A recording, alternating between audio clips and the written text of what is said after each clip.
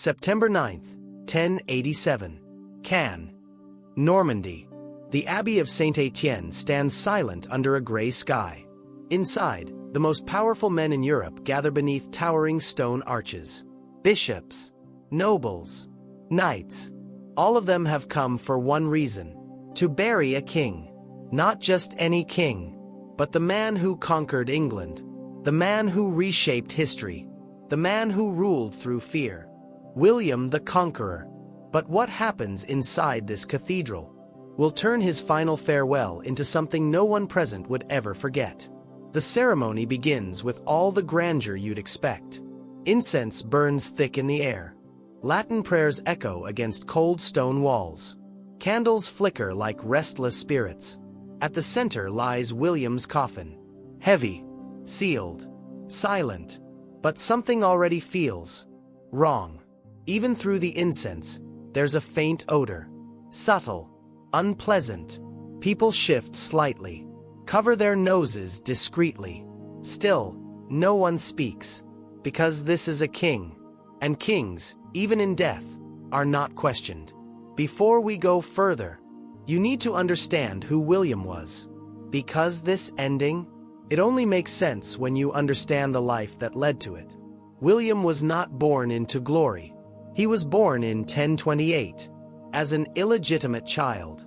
His enemies didn't call him the Conqueror. They called him William the Bastard. And in medieval Europe, that wasn't just an insult. It was a target. By the age of 8, people were already trying to kill him. Nobles plotted against him. Assassins crept into his chambers. Loyal guards died protecting him. This was his childhood. And it shaped him into something cold, something relentless. By 1066, William had become one of the most dangerous men in Europe. When the English throne became vacant, he didn't negotiate. He invaded. Thousands of soldiers crossed the English Channel under his command. And at the Battle of Hastings, everything changed. The clash lasted hours. Steel against steel. Shields breaking. Men falling in waves. William didn't just win. He crushed his enemy. And when it was over, England belonged to him. But ruling wasn't enough. William wanted control. Absolute control. And when rebellion rose in the north of England, he answered with something history still struggles to describe. Village burned. Fields destroyed. Food supplies wiped out. Entire regions were left empty. It became known as the Harrying of the North. A campaign so devastating that even medieval writers, used to violence, were shocked. This wasn't just war. It was a message. For over 20 years, William ruled England with an iron grip. Castles rose across the land. Stone reminders of his power. The Tower of London. Fortresses that still stand today. But while his kingdom grew stronger, his body began to fail him. By 1087, William was no longer the warrior he once was. He had become heavy, slow, struggling even with simple movement. The man who once rode into battle now needed help just to mount a horse. And then came the moment that would end everything. During a military campaign in France, William rode through a burning town. Flames everywhere, smoke rising into the sky. And then, his horse stepped onto something dangerous. Burning debris. The animal panicked, reared violently, and William lost control. He was thrown forward in the saddle.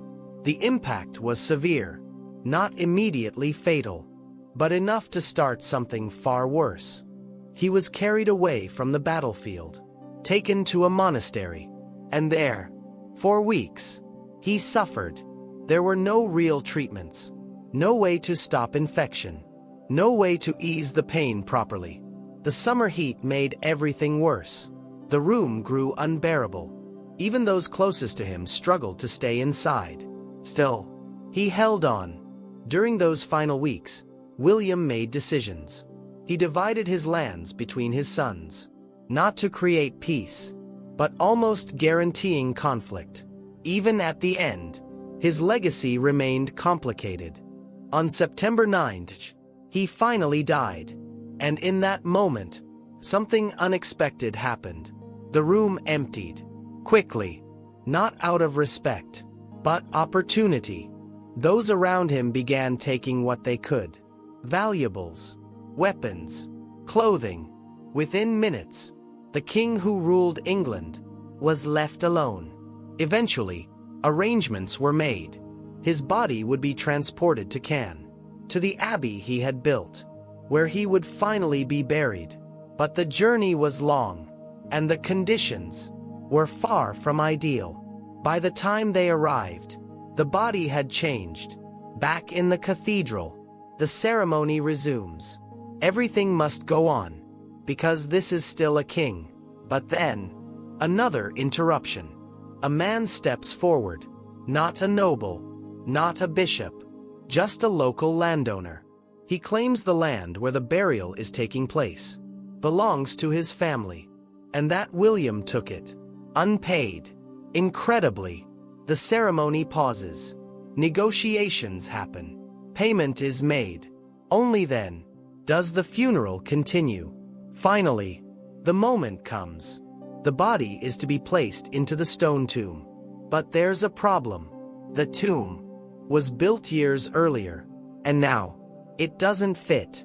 The monks hesitate. People watch. Tension builds. They try again, adjusting, pressing carefully.